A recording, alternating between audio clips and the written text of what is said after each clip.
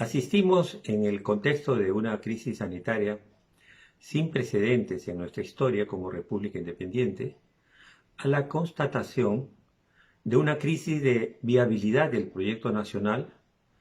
a los 2 siglos de su proclamación. Nuestra patria no ha podido consolidar en lo político un régimen democrático estable,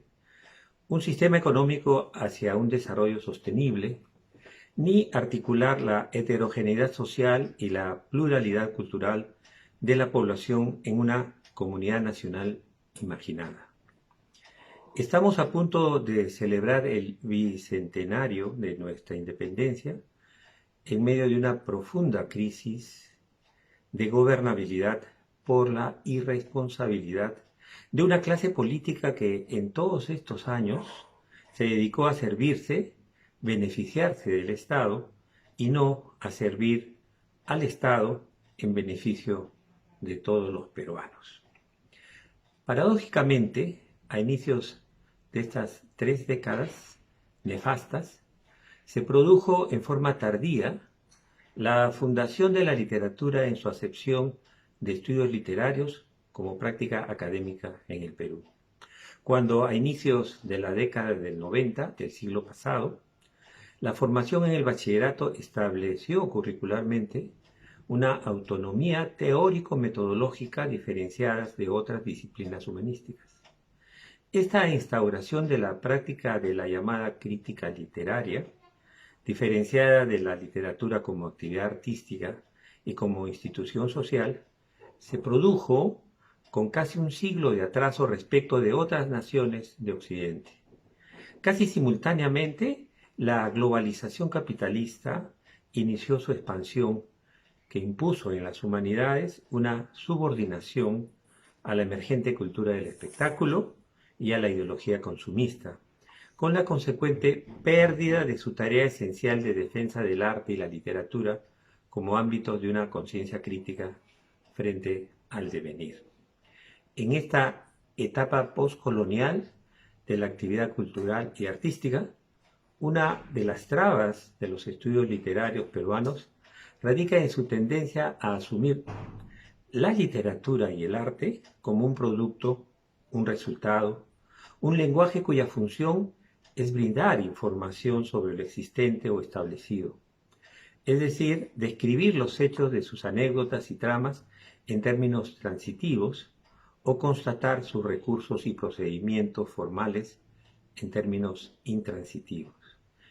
El resultado es eliminar, desaparecer toda disidencia, la inherente visión crítica y el efecto cuestionador que todo arte, toda obra literaria promueve inevitablemente frente a la vida, la sociedad y el mundo. Asimismo, la otra característica nefasta es el uso aplicativo de modelos y enfoques producidos, gestados en tradiciones ajenas básicamente de las naciones occidentales dominantes, que reducen el discurso analizado a la simple comprobación de la validez teórica y se abandona la propuesta literaria analizada y pierde todo su valor como acontecimiento en el marco de nuestra sociedad y cultura. Asimismo, una tercera característica es que se centra en el objeto, en la obra, el texto, y se ofrece una constatación significativa aislada que supuestamente ratifica, refuerza una significación,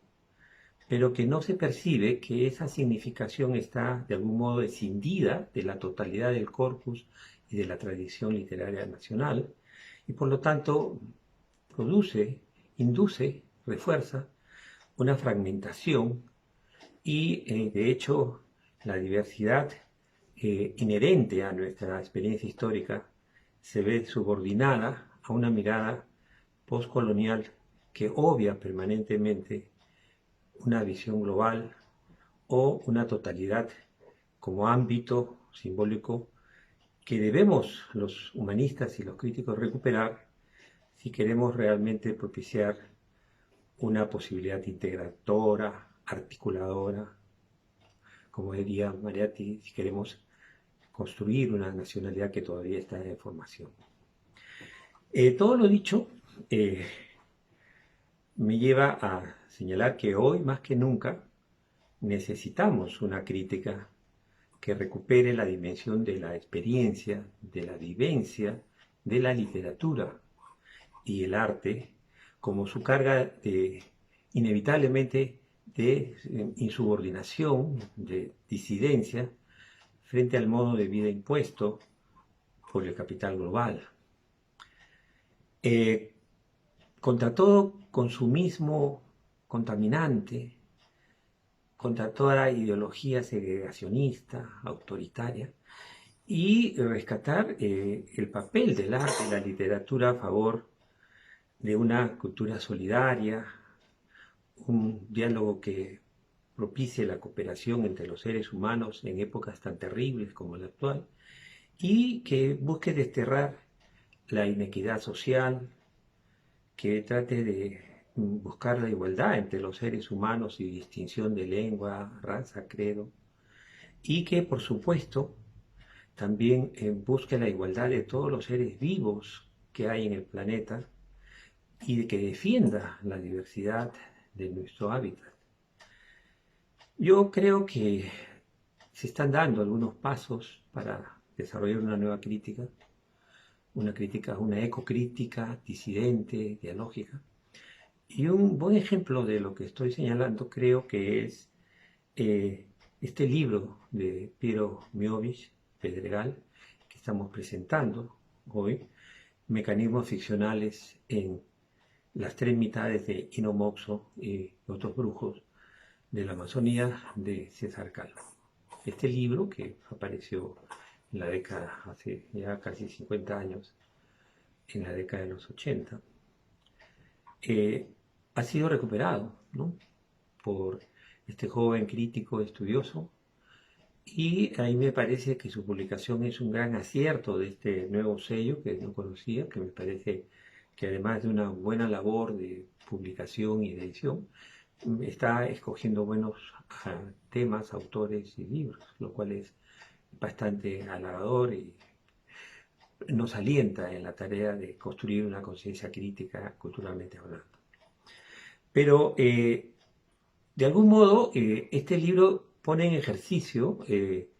elementos que cuestionan las características de una crítica más postcolonial y concesiva. En primer lugar, al recuperar la dimensión literaria o la literariedad de la novela de Calvo, Miovich coloca en primer plano su experiencia de lectura, en oposición a los comentarios y críticas previas que ya existían de esta obra de hace tantos años atrás. Posteriormente, evidentemente, analiza los mecanismos de ficcionalización utilizados en el texto, en donde descifra la complejidad simbólica manifestada y su función imaginaria en el marco de nuestra tradición literaria y cultural, ¿no? De algún modo, esa suerte de reduccionismo antropológico, esta tendencia de la crítica extranjera a encontrar en nuestra producción literaria y cultural, ¿no?,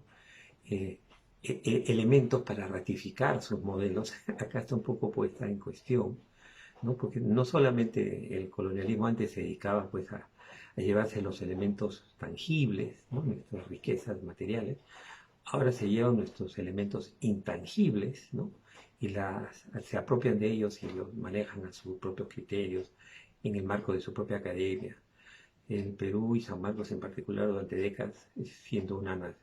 nación pobre a nivel de recursos y una universidad como San Marcos sin recursos económicos fuertes, y financia, subsidia con sus egresados muchos de los sistemas más ricos del mundo a nivel universitario, ¿no?, como son los tantos egresados que hay en Estados Unidos, en varios países, ¿no? Entonces, de algún modo, digamos que hay, de hecho, una clara visión disidente en la propia práctica crítica que se manifiesta en este libro, ¿no es cierto?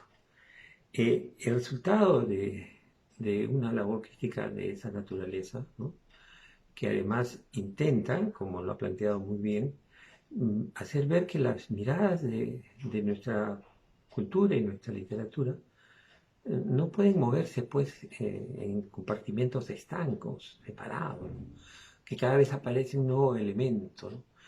Primero la producción de la nueva novela costeña, después aparece el mundo andino, después aparece el mundo negro. O sea, siempre vamos a tener algo de qué exportar, cuanto lo que debemos recuperar es la totalidad de nuestra literatura, de nuestra producción y nuestro problema central de articular esa pluralidad y diversidad. El resultado, pues, que se muestra en este libro es una revalorización de la cultura amazónica, sin duda, y una contribución esencial para la construcción, ¿no?, de una conciencia ecológica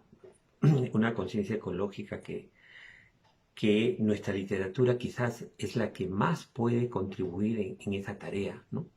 La literatura peruana es una literatura que siempre ha tenido el componente amazónico. Solo les digo un nombre que a mí me encantó cuando lo leí, Sangama, de Arturo Hernández. Extraordinario libro que yo lamento que no se difunda como debería ser, ¿no es cierto? Todos estos factores que en esta crítica, en este libro aparece, son valiosos porque permiten propiciar un diálogo nacional en nuestra patria, tal vez muy urgente y obligatorio hoy, sobre todo porque además de los asesinatos, sí, asesinatos estoy diciendo, a líderes conservacionistas de las comunidades nativas, no es uno, no son dos, son muchos, se sigue dando la tala indiscriminada y la minería clandestina que contamina, depreda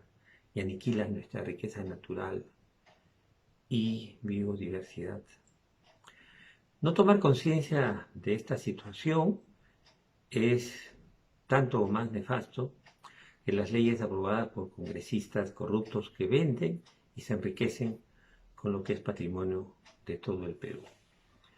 Yo celebro la aparición de este libro de Piero Miovis porque creo que recupera un poco la actitud básica que debe tener toda crítica literaria, todo humanismo, que es la defensa permanente de la vida, de la diversidad de nuestra sociedad, de sus culturas y también de nuestro hábitat, nuestra naturaleza, nuestro espacio, ¿no?, vital. Y en ese sentido me da esperanzas bastantes sólidas para creer que pese a las terribles épocas que atravesamos, en la juventud, ¿no?, en esta juventud que se ha manifestado en las calles para defender el régimen democrático, está la posibilidad de un cambio también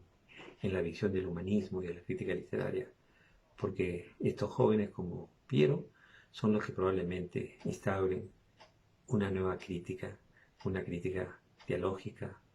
disidente y sobre todo una lógica que ame profundamente al Perú.